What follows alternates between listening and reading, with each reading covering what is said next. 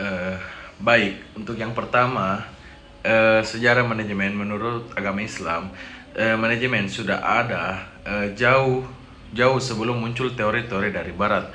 Nah, untuk sejarah umumnya sendiri, sejarah manajemen bermula sejak manusia mulai bekerja sama untuk mencapai tujuan bersama. Nah, pada masa kuno, peradaban Mesir, Babilonia, dan Cina sudah menerapkan prinsip-prinsip manajemen dalam pembangunan piramida, irigasi, dan militer. Nah, pada masa revolusi industri pada abad 18 sampai 19, produksi massal mendorong kebutuhan manajemen yang lebih sistematis. Nah, adapun beberapa tokoh penting dalam manajemen yaitu Frederick W. Taylor, yaitu scientific management yang berfokus pada efisiensi kerja. Nah, adapun Henry Fayol, dia mengembangkan teori administrasi dan fungsi manajemen. Nah, adapun Max Weber, dia itu birokrasi dan struktur organisasi formal. Nah, materi yang kedua, pentingnya manajemen. Nah, mengapa kita penting mempelajari ilmu manage atau mengelola atau manajemen? Karena ilmu manajemen dapat meningkatkan efisiensi dan efektivitas kerja. Nah, juga dapat mengarahkan kegiatan menuju tujuan suatu organisasi. Adapun fungsi atau pentingnya kita belajar ilmu manajemen yaitu dapat mengoptimalkan sumber daya manusia, dapat mengoptimalkan uang maupun waktu, dapat mengurangi risiko kegagalan, dan membantu dalam pengambilan keputusan yang tepat. Untuk yang ketiga, pengertian manajemen. Manajemen adalah proses perencanaan, pengorganisasian, pengarahan, dan pengendalian sumber daya untuk mencapai tujuan secara efektif dan efisien. Nah, yang keempat itu adalah fungsi manajemen menurut Henry Fayol. Fungsi yang pertama itu adalah perencanaan atau planning. Perencanaan atau planning itu berfungsi untuk menentukan tujuan dan metode atau langkah-langkah untuk mencapai tujuan tersebut. Nah, untuk fungsi yang kedua yaitu pengorganisasian atau organizing.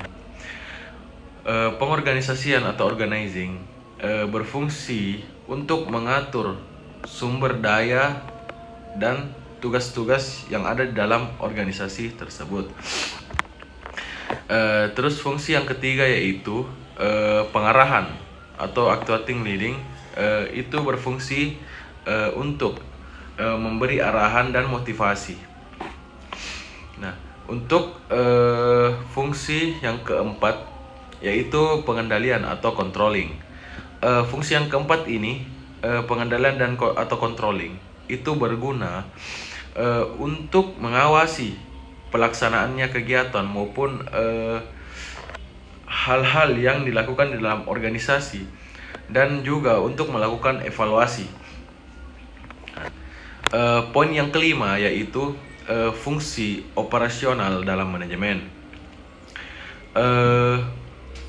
Fungsi operasional manajemen merupakan fungsi manajemen yang lebih spesifik pada kegiatan operasional atau bagaimana jalannya manajemen di dalam perusahaan atau organisasi. Itu meliput yang pertama itu produksi atau bagaimana menghasilkan barang atau jasa. Yang kedua itu pemasaran atau mempromosikan atau menawarkan suatu produk. Terus yang ketiga itu keuangan. Keuangan itu mengelola bagaimana kita mengelola keuangan dalam organisasi atau perusahaan. Nah, yang kelima itu sumber daya manusianya atau orang-orang yang ada di dalamnya. Dia berfungsi untuk mengelola tenaga kerja. Nah, yang terakhir adapun pengembangan atau research atau development itu dia berfungsi untuk memberikan inovasi dan pengembangan produk ataupun jasa. Nah, poin yang keenam, unsur-unsur dalam manajemen. Unsur-unsur dalam manajemen pada umumnya bisa dikatakan atau biasa didengar dengan istilah 6M, yaitu man atau manusia atau pelaku utama dalam kegiatan manajemen. Yang kedua, money atau uang, itu adalah dana untuk kegiatan operasional manajemen. Terus yang ketiga, material atau bahan baku produksi dalam melakukan manajemen. Yang keempat, mesin atau teknologi alat bantu dalam memproduksi. Nah, yang kelima, method atau metode, yaitu cara kerja atau langkah-langkah yang efektif. Yang terakhir adalah market atau pasar. Pasar adalah sasaran produk atau jasa. Terus poin yang ketujuh yaitu unsur keterampilan atau keahlian manajemen. Menurut Robert Katz, saya mengambil yang menurut Robert Katz. Menurut Robert Katz, unsur keterampilan atau keahlian manajemen itu yang pertama adalah keterampilan teknis atau technical skill, yaitu keahlian khusus dalam bidang-bidang tertentu. Yang kedua, keterampilan manusiawi atau human skill, yaitu kemampuan berkomunikasi dan bekerja sama antar manusia. Terus yang ketiga yaitu keterampilan konseptual atau conceptual skill, yaitu kemampuan menganalisis dan menyusun strategi. Terus yang kedelapan adalah tingkatan dalam manajemen. Nah, teman-teman, di dalam manajemen juga itu ada tingkatan, teman-teman. Untuk tingkatannya sendiri, secara umum ini, yang pertama itu manajemen puncak atau top manajemen. Top manajemen ini meliput direksi atau CEO yang bertugas untuk menentukan kebijakan dan strategi dalam organisasi. Yang kedua, manajemen menengah atau middle management. Ini meliput kepala divisi atau manajer departemen yang menjabatani kebijakan atas dan pelaksanaan bawah.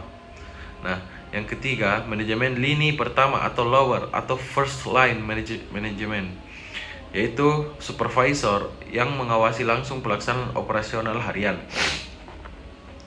Nah, untuk yang kesembilan itu peran manajemen. Peran manajemen ini menurut Henry Mintzberg. Peran manajemen sendiri menurut Henry Mintzberg yaitu ia sebagai peran interpersonal. Nah, apa itu peran interpersonal?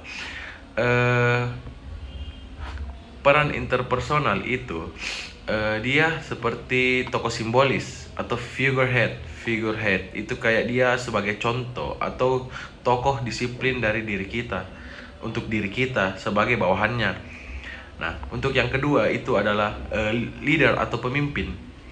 Dia sebagai penghubung, dia sebagai pemandu dari karyawan-karyawannya. Nah, yang ketiga adalah penghubung atau liaison. Dia sebagai lidah atau penyambung lidah dari yang di bawah, dari yang atas untuk ke bawah. Dia sebagai penyambung lidah, dia sebagai penghubung, alat hubung atasan dengan bawahan. Nah, adapun dia memiliki peran pengambilan keputusan dalam menyelesaikan masalah dalam wirausahanya, dalam pengalokasian sumber daya, dan sebagai negosiator. Kita akan bahas yang pertama yaitu sebagai penyelesai masalah. Nah, sebagai manajer tentu kita harus bisa mencari solusi atau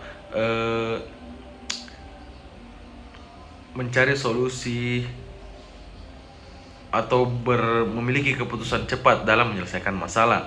Nah, yang kedua itu pengalokasian sumber daya, yaitu seorang manajer tentu harus tahu cara mengelola sumber daya, entah itu sumber daya alam, entah sumber daya manusianya, harus dikelola dengan baik dan tanpa harus adanya hal-hal yang terbuang.